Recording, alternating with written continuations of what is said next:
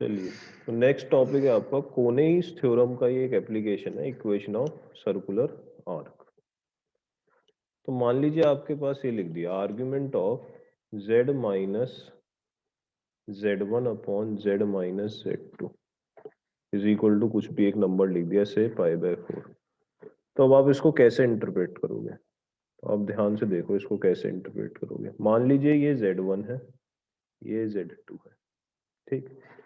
तो आपको ये समझ में आ रहा है ये जो आर्ग्यूमेंट है या ये जो एंगल है ये कौन सा होगा?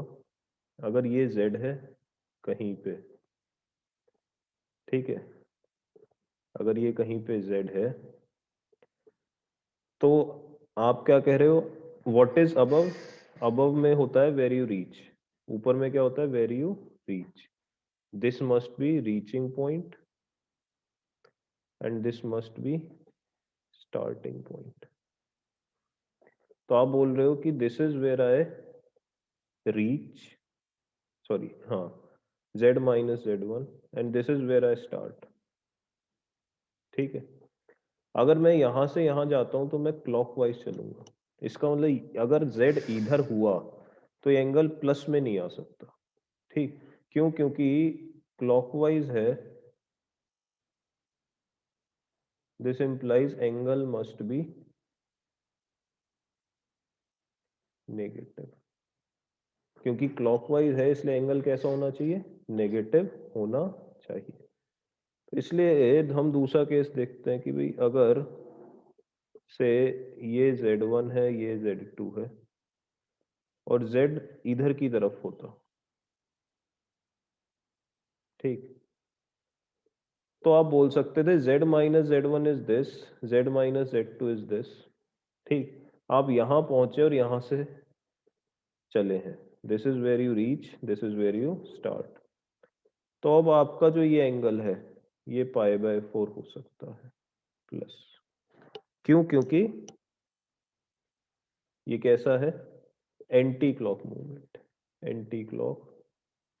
तो पहले तो मैंने ये डिसाइड करा कि z की पोजीशन होगी कहाँ। तो दो पोजीशन हो सकती थी z की। एक हो सकती थी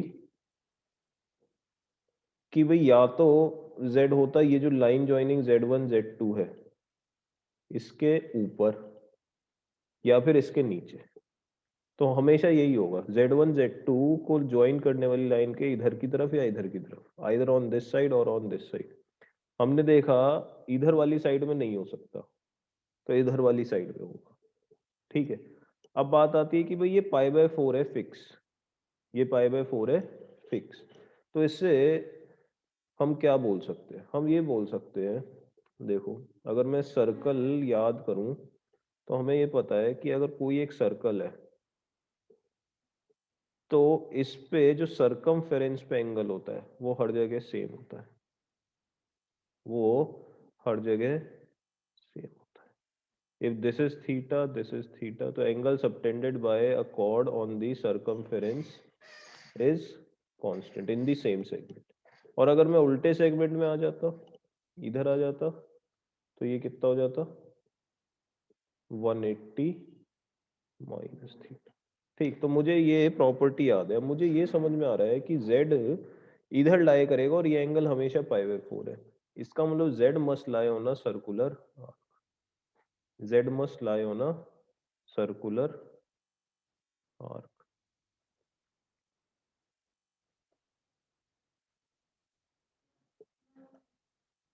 और वो सर्कुलर आर्क कैसा दिखेगा? आप ऐसे देख सकते हैं उसको कि भाई अगर ये z1 है, ये z2 है, ये दो पॉइंट हैं, तो एक सर्कल बना लीजिए कुछ इस तरीके का बनेगा। और जो z होगा वो कहाँ पे लाई करेगा? वो z जो है इस मेजर आर्क पे कहीं पे भी लाई कर सकता है, यहाँ पे भी कर सकता है, ये भी यहाँ पे भी कर सकता है। ये सभी एंगल कितने हैं? ये सभी एंगल कितने होंगे? π/4। तो z can take this position और दिस पोजीशन। तो मैं z का अगर मैं अब लोकस पूछूं तो z can move anywhere on this major arc, ठीक। तो अगर आपको सर्कुलर आर्क की इक्वेशन लिखनी है तो आप ऐसे लिखेंगे। तो आप अगर ये लिखते हैं तो आप बोलोगे locus of z will be a circular arc। ठीक। तो अगर सर्कुलर आर्क की आपको इक्वेशन देखने को मिलेगी तो वो किस तरीके से दिखेगी? Argument of z minus z1 upon z minus z2 is some theta. z will lie on a circular arc। अगर ऐसा है तो z ये कांस्टेंट है, ठीक है। z मूव कर सकता है, z1 z2 दो फिक्स कॉम्प्लेक्स नंबर है, थीटा कांस्टेंट है, तो z किस पे लाई करेगा? एक सर्कुलर आर्क पे लाई करेगा। ठीक, इसका एक एग्जांपल देख लेते हैं तो आपको क्लियर हो जाएगा। ठीक है, जो भी चीज समझ नहीं आए उसे वापस जाके समझो। से आपके पास ये था, बहुत आसान सा एक एग्जांपल ले लेते हैं। ठीक है, तो आपने बोला दो कॉम्प्लेक्स नंबर है, ठीक है, एक 1 है और एक आई है। ये 1 है और एक ये आई है। तो पहले तो आप ये डिसाइड करोगे कि भाई इसके ऊपर लाई करेगा z की नीचे। तो मैंने z को अगर यहाँ अज्यूम करा तो मैं बोल सकता हूँ कि this is where I reach z minus 1 and this is where I start. तो अब मैं ऐसा मूव करूंगा, इसका मतलब एंटी क्लॉक। इसका मतलब ये तो क्लियर हो गया, ये जो रेड लाइन है इसके ऊपर में z लाई करेगा और ये एंगल है π/2। इसका मतलब ये एक सर्कुलर आर्क ऐसे बनेगी और ये जो एंगल है ये कितना है? π/2। π/2 है, इसका मतलब ये डायमीटर होगा। तो अगर मैं इसको सिंपली सॉल्व करूं,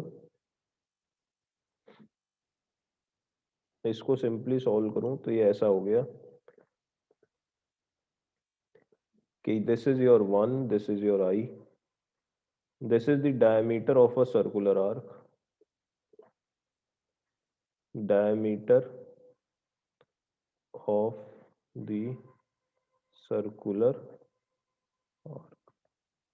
ठीक, तो ये जो सर्कुलर आर्क आपको दिख रही है इसकी डायमीटर आप निकाल सकते हो। डायमीटर कितना हो जाएगा?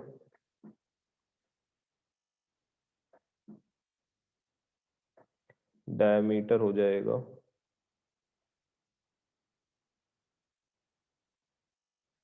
√2, क्योंकि ये डिस्टेंस कितना होगा? डायमीटर के बराबर। एंड सेंटर क्या हो जाएगा? सेंटर हो जाएगा इन दोनों का मिड पॉइंट, क्योंकि ये डायमीटर है। तो 1 plus i/2, 1 plus i/2। Simply आप जैसे कोऑर्डिनेट में करते थे x1 plus x2/2, y1 plus y2/2, यहाँ पे आप सिंपली क्या कर दोगे? z1 plus z2/2। ठीक, तो अगर मैं इसी को देखूं तो ये जो इक्वेशन हो गई ये एक सर्कुलर आर्क की हो गई। और वो सर्कुलर आर्क आपने कैसे सॉल्व करा ये देख लिया। हो सकता है आपसे रेडियस पूछ ले, हो सकता है सेंटर पूछ ले, हो सकता है बोल दे कि सर्कुलर आर्क का एरिया बता दो या लेंथ बता दो। ठीक है, तो इस तरीके से आप सॉल्व कर सकते हैं। ठीक, और देखते हैं। तो ये आपका सर्कुलर आर्क का इक्वेशन हो गया इन कॉम्प्लेक्स नंबर। इसके बाद आता है आपका सर्कल का इक्वेशन, इक्वेशन ऑफ सर्कल इन। अब अलग अलग फॉर्म्स हैं, जैसे कि कोऑर्डिनेट ज्योमेट्री में आपका होता था कि अलग अलग फॉर्म्स के इक्वेशन होते थे सर्कल के। यहाँ पे भी इक्वेशन ऑफ सर्कल अलग अलग फॉर्म में। जो सबसे पहला हमारा बेसिक फॉर्म है वो ये है कि अगर कभी आपको ये लिखा हुआ है k is a real number, z1 is fix,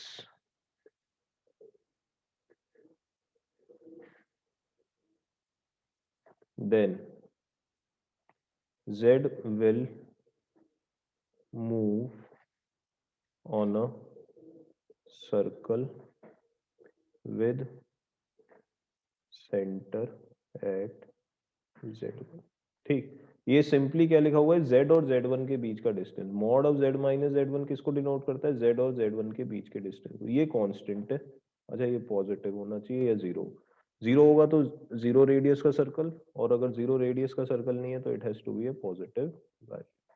ठीक है, तो ऐसे भी लिख सकते हैं कि it has to be r plus union zero. ठीक है, तो अगर जीरो हुआ तो this is going to be a zero radius का सर्कल, और अगर पॉजिटिव हुआ तो it is going to be a कुछ circle with a definite radius. ठीक, ये क्या है, z और z1 के बीच का। तो अगर मैं इसको देखूं तो ये सिंपल ऐसा है कि ये हो गया सेंटर z1, ये रेडियस हो गया k, और z हो गया ये। तो ये अगर कांस्टेंट है डिस्टेंस, इसका मतलब z will lie on this circle. ठीक, तो यही एक स्टैंडर्ड फॉर्म है आपकी, one of the forms of equation of circle in complex number. ठीक, फॉर एग्जांपल अगर आपसे कोई बोल देता है ये प्लॉट कर दो, z minus 3+4i equal to 5, तो आप बोलते ये क्या है, डिस्टेंस बिटवीन z और 3-4i, और ये किसके बराबर है। ठीक है, अगर आपसे कोई कहता है ये प्लॉट कर दो तो ये किसके बराबर होगा, ऐसा होगा। तो आप बोलोगे एक कॉम्प्लेक्स नंबर है 3, -4 या 3-4 है, तो ये जाएगा 3, -4, ये हो जाएगा 3-4 है, और रेडियस कितना है 5। तो आप समझ सकते हो ये सर्कल ऐसा बन जाएगा।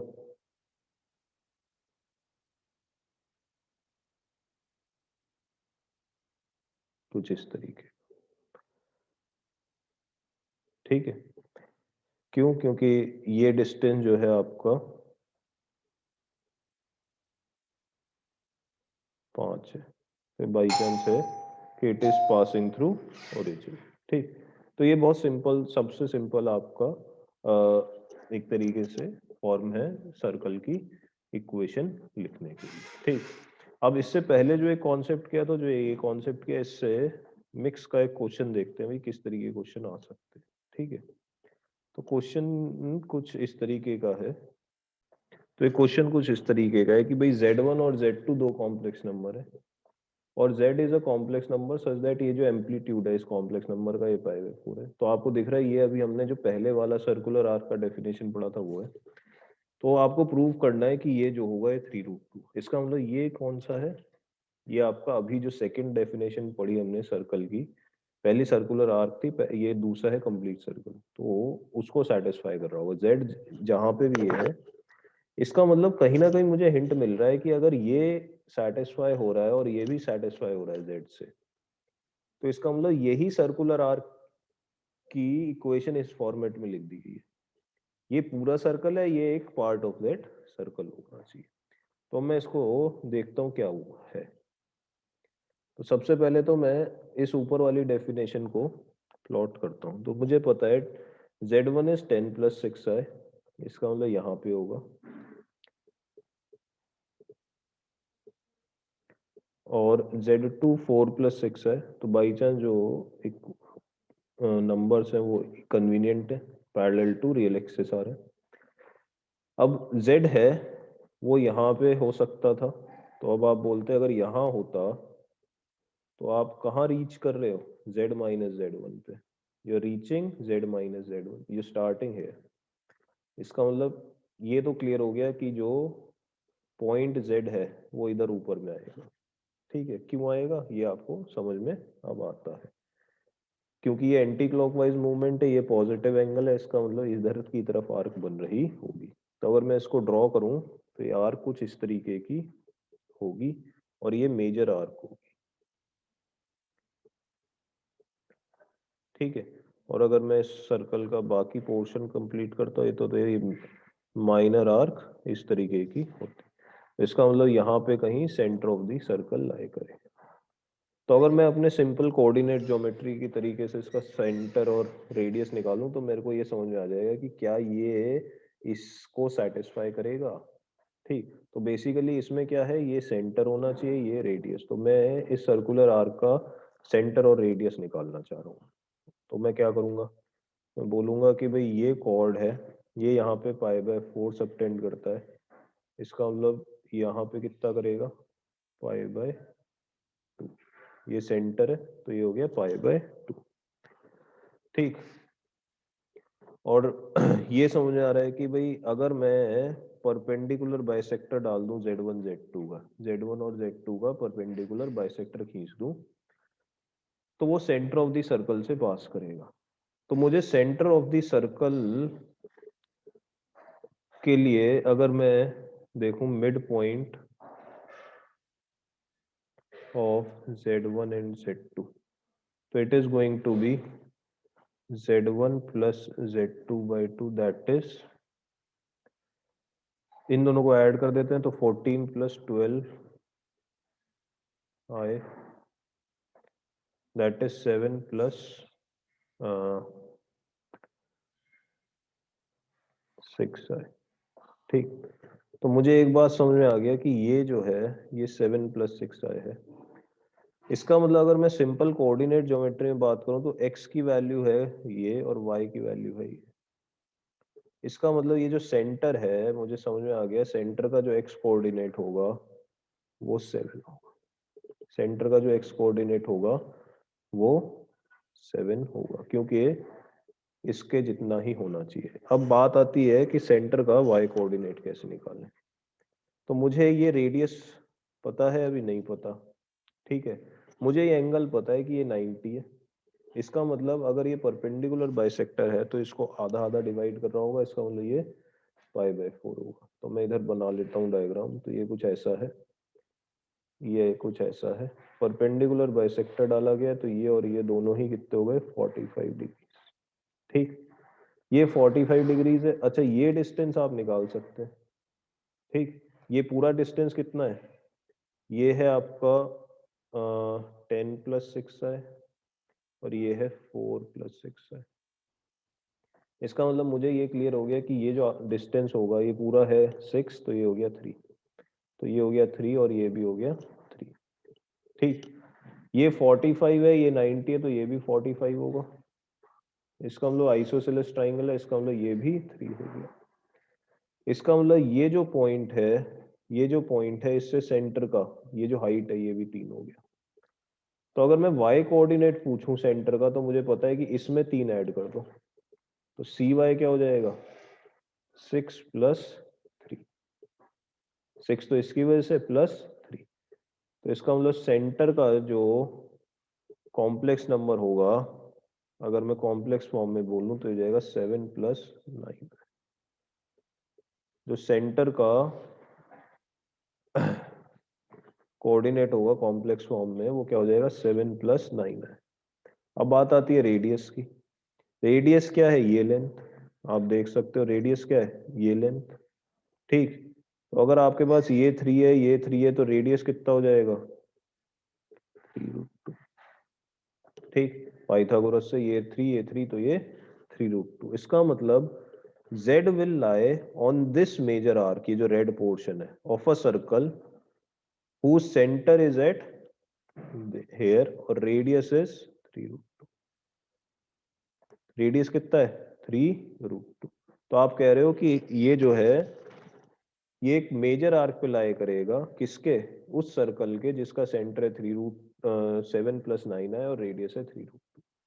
तो आप बोल रहे हो कि ये जो z है ये सिर्फ इतना पोर्शन है इस सर्कल का, और ये इक्वेशन किसकी लिखी हुई है, इस पूरे सर्कल की। तो z ऑब्वियसली इसको तो सेटिस्फाई करेगा ही, क्योंकि ये जो सर्कुलर आर्क है इतना, इस पे z कहीं पे भी लाई करे तो इसका डिस्टेंस 7 + 9 है, से 3√2 ही होने वाला है। तो आप बोल सकते हो hence z must satisfy the equation, ये हो गया आपका सर्कल का इक्वेशन जिसका सेंटर है ये और रेडियस है ये। तो आपने इसमें दोनों का थोड़ा सा मिक्स देख लिया। ये क्या है, पूरा सर्कल, क्योंकि z इस मेजर आर्क पे लाई कर रहा है, इस मेजर आर्क पे लाई कर रहा है, तो इस पूरे सर्कल की इक्वेशन को तो सर्टेनली सेटिस्फाई करना ही चाहिए। तो इस तरीके से आपको क्वेश्चन इसमें दिखेंगे, ठीक है। फिर एक और एप्लीकेशन होता है इसका,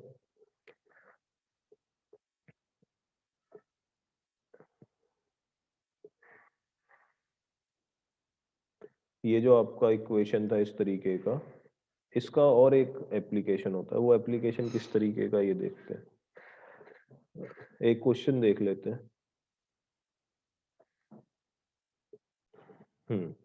तो क्वेश्चन है कि भाई mod of z minus I is less than 1, ये गिवन है।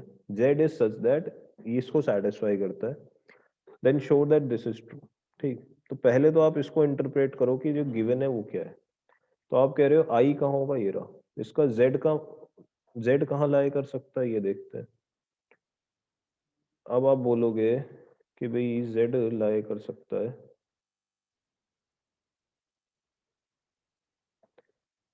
इस सर्कल के अंदर।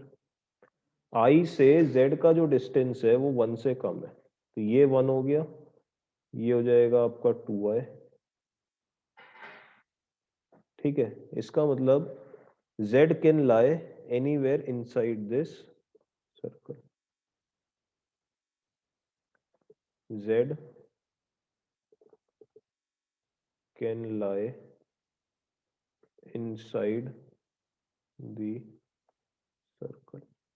ठीक, इस सर्कल के अंदर कहीं पे भी z लाई कर सकता है। अब आपका ये डिस्टेंस निकालना है कि भाई ये आपको दिखाना है कि z, और ये क्या है z, और दूसरा पॉइंट क्या है 12 माइनस 12 प्लस 6 है। z is such that it lies inside this circle। अब आपको बोला है कि -12 प्लस 6 है एक पॉइंट है, उससे और z का जो डिस्टेंस है वो मैक्सिमम हो सकता है 14, मैक्सिमम हो सकता है 14। 14 भी नहीं होगा, 14 से कम होगा। तो पहले इसको देखते हैं पॉइंट कहाँ है। तो आप बोलोगे -12 मीन्स इधर, प्लस 6 है, तो ये हो गया आपका कहीं पे -12 प्लस 6 है। ठीक है, अब आप बोल रहे हो कि ये पॉइंट से ये येलो रीजन वाले पॉइंट्स का मैक्सिमम डिस्टेंस क्या होगा। तो हम जानते हैं कि भाई अगर इसका मैक्सिमम डिस्टेंस निकालना है तो you travel along the centre वाला line, you travel along the centre, ये। ठीक, तो ये इतना जो होगा यहां से लेकर यहां तक, ये होगा मिनिमम, और ये यहां से लेकर यहां तक क्या होगा, मैक्सिमम। क्योंकि सर्कल के ऊपर आप लाई नहीं कर सकते, तो इसलिए ये स्ट्रिक्ट इनइक्वालिटी आएगी। बट फिर भी आप ये बोलोगे कि मैक्सिमम डिस्टेंस कितना हो सकता है, इस पॉइंट और इस पॉइंट के बीच में डिस्टेंस और इस रेडियस को ऐड कर दो, तो आप बोलोगे मैक्सिमम वैल्यू, या फिर z -12 plus 6i will always be less than distance between -12 plus 6i and I plus radius of circle। इसी तरीके से अगर मैं ग्रेटर पूछता तो मैं बोलता इस डिस्टेंस से हमेशा बड़ा रहेगा, इस डिस्टेंस से हमेशा इसकी वैल्यू बड़ी रहेगी। तो वो भी निकाल सकते, वो भी करते हैं, पहले ही निकाल लेते हैं। तो आपका ये वैल्यू हो गया, this is always less than distance between I and this point. तो ये कितना हो जाएगा, -12 का square under root x2 minus x1 का square plus y2 minus y1 का स्क्वायर प्लस 1, दैट इज 40। ये 13 हो गया, ये 140। अब इसका उल्टा भी हो सकता था, अगर मैं पूछता z -12 plus 6i is always greater than, इसकी मिनिमम वैल्यू एक तरीके से क्या होगी, तो आप बोलोगे distance between -12 plus 6i and i, और इसमें से माइनस कर दोगे क्या, रेडियस। तो आप बोलोगे ये आपने अभी निकाला था 13 माइनस 1 दैट इज 12। तो ये जो वैल्यू होगी, ये जो वैल्यू होगी mod of z +12 minus 6i, ये हमेशा 14 से कम होगी और 12 से बड़ी। तो इस तरीके का आपको एप्लीकेशन बहुत बार ज्योमेट्री में दिखेगा। इस पॉइंट का इस सर्कल के अंदर किसी भी पॉइंट से जो मैक्सिमम डिस्टेंस होगा वो 14 होगा, you will travel along the centre, और जो मिनिमम होगा वो क्या होगा, वो मिनिमम होगा यहाँ पे, ठीक है, मैक्सिमम यहाँ और मिनिमम यहाँ पे। इसी में ये भी पूछ सकता था कि भाई मैक्सिमम डिस्टेंस किस पॉइंट के लिए मिलेगा, ये जो 14 आपको है, जस्ट लेस देन 14 जो है ये किसके लिए मिलेगा, तो आप फिर इस पॉइंट को या इस पॉइंट को भी निकाल सकते हो। तो इस तरीके का एप्लीकेशन आता है। पहले जब हमने पढ़ा था ये एप्लीकेशन किससे, मॉडुलस इनइक्वालिटी सॉल्व करके, mod of z1 plus mod of z2 is greater than mod of z1 plus z2, वो सब इनइक्वालिटी यूज करके हम इसको करते थे। बट अगर आपको इस तरीके की कोई चीज दिख रही है तो ये ज्योमेट्री ज्यादा हमेशा आपको आसान लगेगी, ठीक है जी। तो ये हो गया आपका एक और form of equation of circle.